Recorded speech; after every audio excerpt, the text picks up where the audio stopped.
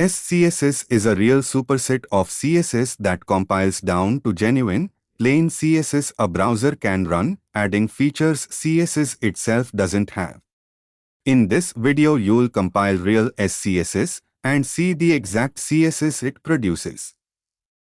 This is real SCSS, a dollar variable, and plain CSS properties together, something no browser can read directly.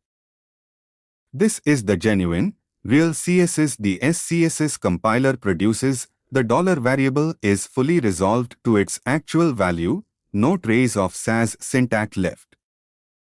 SCSS is a real superset of CSS. Valid CSS is already valid SCSS. The real Sass compiler turns .scss source into genuine, plain .css. Browsers can only run the compiled CSS output, never the .scss source directly. Install the real Sass package and compile one .scss file to CSS yourself. Ready to store a real reusable value in a variable?